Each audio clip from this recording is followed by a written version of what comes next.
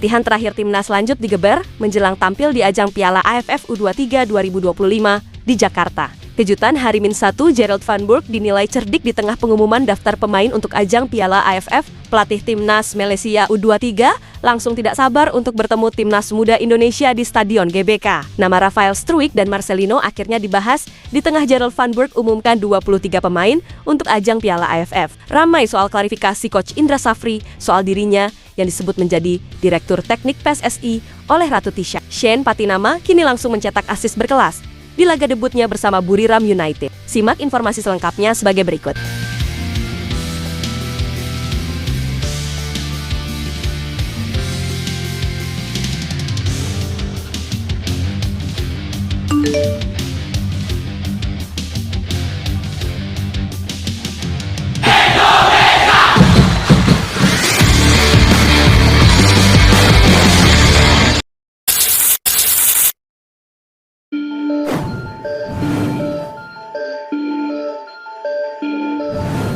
Pelatih timnas Malaysia U23, yaitu Nafuzi Zain, kini menegaskan bahwa ia sangat menantikan laga melawan timnas Indonesia di ajang Piala AFF ini. Ia menegaskan bahwa anak asuhnya siap memberikan penampilan maksimal di saat menghadapi timnas muda Indonesia ini di GBK.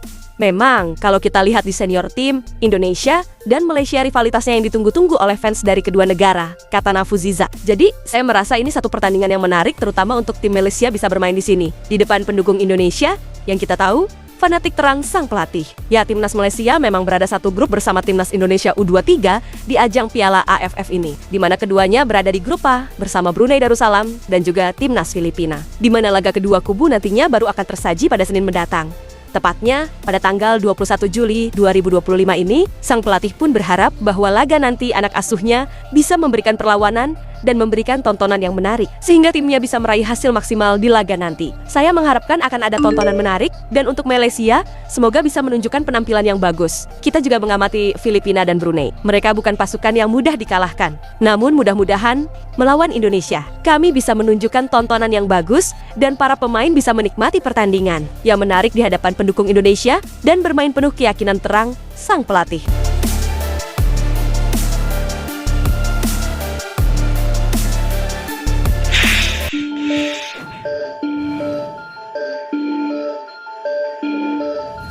Gerald Van Burg kini telah resmi mengumumkan 23 pemain yang akan memperkuat timnas Indonesia di ajang Piala AFF U23 2025. Dan menariknya, ada sedikit perubahan yang dilakukan oleh juru taktik asal Belanda tersebut. Ya, skuad timnas Indonesia U23 ini merupakan hasil seleksi dari pemusatan latihan intensif yang telah berlangsung sejak 20 Juni di Jakarta. Dalam daftar pemain yang dirilis terdapat sejumlah nama yang sebelumnya tampil menonjol bersama skuad Garuda. Di antaranya adalah Doni Tripamungkas yang konsisten di sisi kiri pertahanan, serta Kadek Arel yang kembali dipercaya mengisi jantung pertahanan. Sektor penyerangan akan diperkuat oleh 3 ujung tombak, yaitu Rahmat Arjuna Hoki Caraka dan juga Jens Raven. Akan tetapi, menariknya lagi, ada sedikit perubahan yang dilakukan oleh Gerald Van Burg, di mana sebelumnya sosok Frankie Misa sudah dicoret dari skuad U23, akan tetapi kembali ditarik lantaran ada yang bermasalah kesehatan. Sebenarnya Frankie Misa sudah keluar, tetapi berhubung Mikael Tata sakit, jadi memang harus diganti. Jadi, bukan karena apa-apa, karena sakit yang tidak cukup waktu pemulihannya. Dia memang baru sakit kemarin dan dirawat seminggu lagi. Jadi demi keamanan para pemain, kami memilih memanggil kembali Frankie Misa, jelas Gerald Van Burg. Ya, dengan kekuatan kombinasi pemain berpengalaman dan wajah baru yang tengah bersinar, kini skuad Garuda sudah siap menatap turnamen tersebut dengan optimis tinggi, di mana Brunei Darussalam akan menjadi lawan pertama timnas Indonesia yang pertandingannya akan berlangsung besok di Stadion GBK.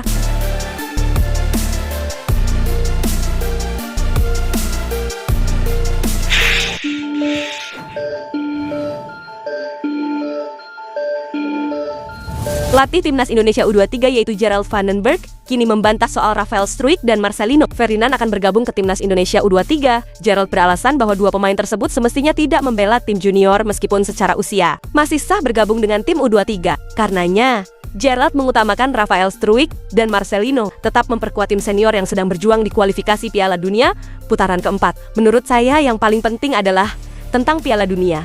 kami harus bisa lolos ke Piala Dunia, kata Gerald Van Burg di Stadion Utama Gelora Bung Karno, Jakarta Pusat. Rafael dan Marcelino tidak di sini. Nama-nama pemain sudah kami berikan dan mereka tidak bermain di sini, ujar Gerald menambahkan. Ya, sebelumnya Rafael Struijk dirumorkan masuk ke dalam skuad timnas Indonesia U23 karena yang bersangkutan sedang di Indonesia. Nama Marcelino pun juga ramai dikabarkan masuk ke dalam radar untuk memperkuat timnas Indonesia U23. Namun yang bersangkutan sebelumnya juga sibuk dengan Oxford United yang sempat tampil di Piala Presiden. Ya, baru-baru ini timnas Indonesia U23 mengumumkan 23 pemain untuk berjuang di Piala AFF U23 dan di dalam daftar pemain tersebut tidak ada nama Marcelino dan juga Rafael Struijk. Namun meski demikian, Gerald Van Burg mengaku puas dengan komposisi skuad yang dimiliki saat ini, di mana ia mengusung ambisi menumpas semua rival untuk merebut gelar juara. Saya senang dengan pemain yang saya miliki dan mereka harus berkembang, kualitas mereka sudah membuat saya bahagia. Kami harus berusaha untuk tampil dan menghormati setiap lawan. Yang bisa kami lakukan adalah mengalahkan semua lawan karena mereka juga akan berusaha melakukan hal serupa, tegas Gerald Van Burg.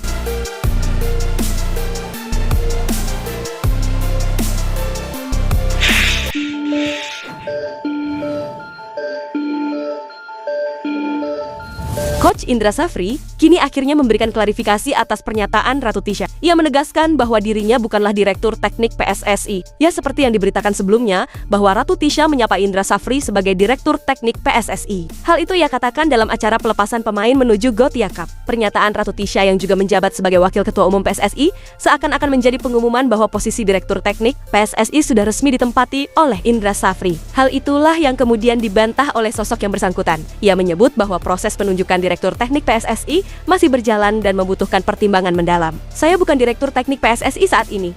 Saya menjalankan tugas sebagai pelaksana tugas di Departemen Teknik PSSI sambil menunggu PSSI menetapkan direktur teknik definitif, kata Indra Safri dalam pernyataannya. Ya, Indra Safri menambahkan bahwa posisi direktur teknik memerlukan individu dengan kapasitas dan kompetensi teknis yang komprehensif serta pemahaman menyeluruh terhadap ekosistem sepak bola nasional. Tugas direktur teknik itu bukan sederhana.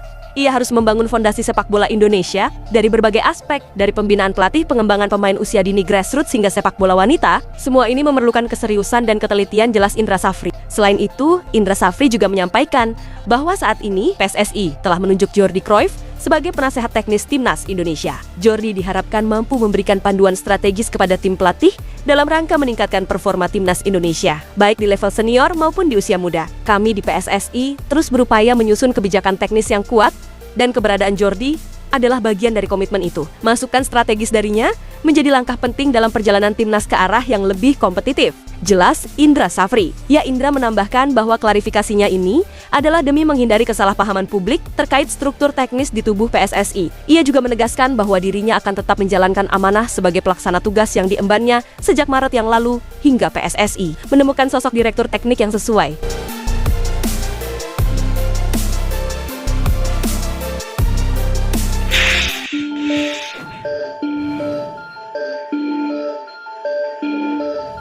Pemain timnas Indonesia yaitu Shane Patinama kini melakukan debut di klub barunya dengan mencatatkan assist berkelas. Ya, klub baru Shane Patinama yaitu Buriram United melawan Sabah FC dalam ajang ASEAN Charity Shield, di mana laga ini sekaligus menjadi debut bek kiri timnas Indonesia dalam laga non-resmi. Hasilnya pun berakhir manis karena klub berjuluk Castle Thunder berhasil meraih kemenangan telak yaitu dengan skor 8-2 atas Sabah FC. Shane Patinama pun berhasil tampil apik di pertandingan itu, di mana bintang timnas Indonesia tersebut bermain selama satu babak.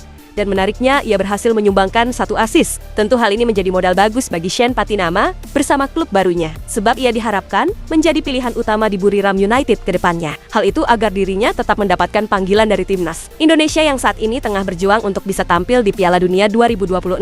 Ya, sebelumnya, pemain timnas Indonesia itu memang jarang untuk mendapatkan menit bermain di mantan klubnya yaitu Kasyupen. Maka dari itu, pemain timnas Indonesia tersebut akhirnya tidak melanjutkan kontraknya dan kini berlabuh ke Thailand sebagai pemain asing kuota ASEAN di Buriram United.